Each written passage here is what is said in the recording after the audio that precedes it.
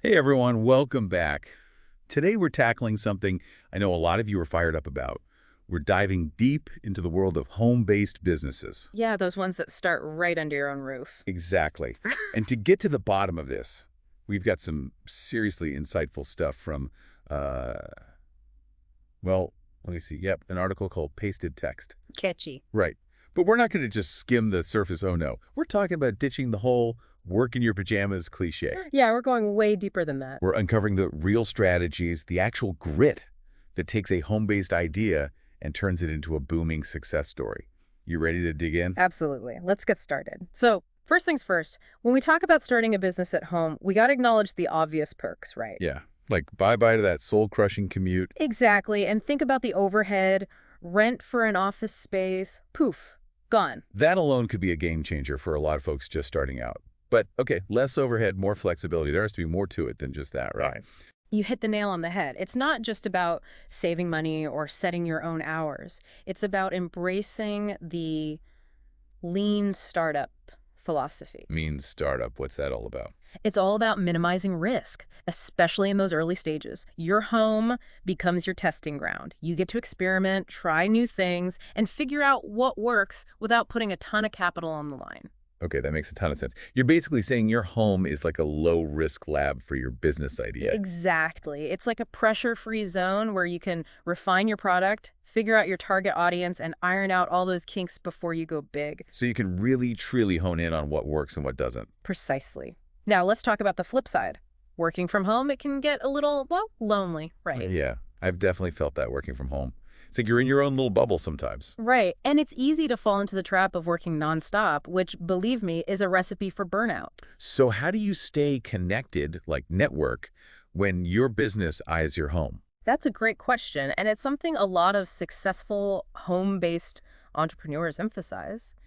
Actively building a network is crucial. It could be online, joining those industry-specific Facebook groups, attending Oh webinars. yeah, those online communities can be gold mines for connecting with people in the same boat. Totally. Yeah. And don't underestimate the power of good old-fashioned face-to-face interaction, attending local meetups, going to conferences. Or even just grabbing coffee with other entrepreneurs in your area. Exactly. Just getting out there and talking to people can make a world of difference. All right. So you've got your brilliant idea. You're enjoying the perks of working from home. You're networking like a champ. Yeah, you're feeling good. But at some point, you got to think about, growing, right? Scaling up. How do you take it to the next level? Excellent point. Our article actually dives into this whole idea of scaling beyond the home. Okay, so what's the secret sauce? Mhm. How do you go from home-based to, well, I don't know, empire? Well, maybe not empires right away, but definitely onto bigger and better things. First and foremost, it's about validating your idea. Validating. You mean making sure it's actually a good idea? More than just good, it's about making sure there's real demand for what you're offering. Passion is awesome, don't get me wrong, but passion doesn't always translate into sales. That's true. You got to make sure people actually want what you're selling. Exactly.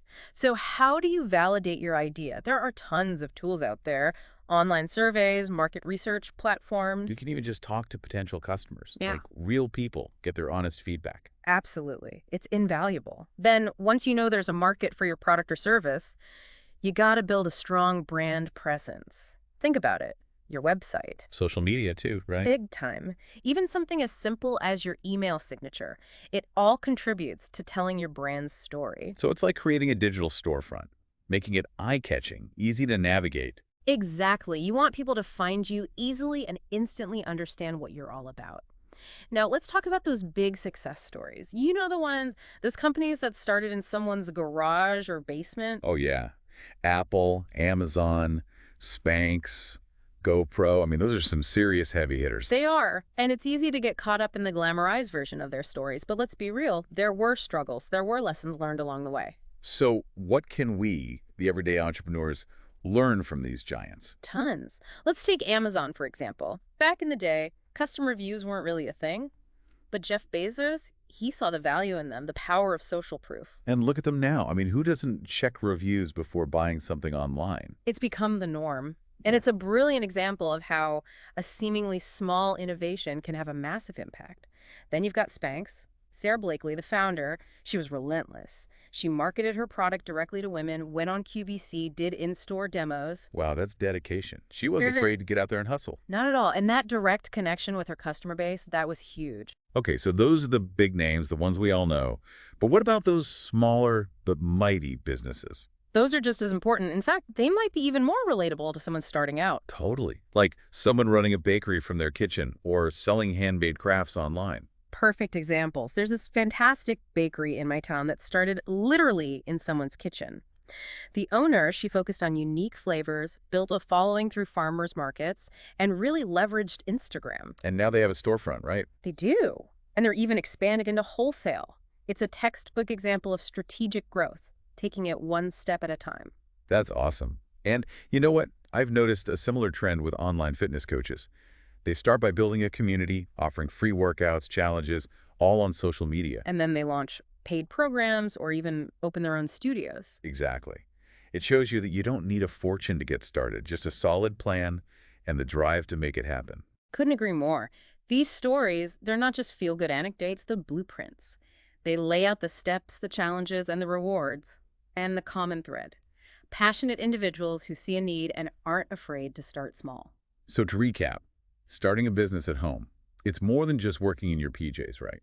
It's about lower costs, flexibility, and having that safe space to experiment. But it's also about building connections, validating your idea, and crafting a brand that truly resonates. And don't forget the power of learning from those who've done it before you. Both the giants and those smaller but mighty heroes, their journeys are filled with invaluable lessons. It's mind-blowing to think that even those massive companies, they all started small. It just proves that anyone with the right idea and the right drive can achieve incredible things. So here's a thought. As you embark on your own entrepreneurial adventure, what small step can you take today, right now, to nurture that idea? What problem are you burning to solve? What change are you itching to make? The possibilities are truly endless. And that's all the time we have for this deep dive. Thanks for tuning in, everyone. Until next time. See ya.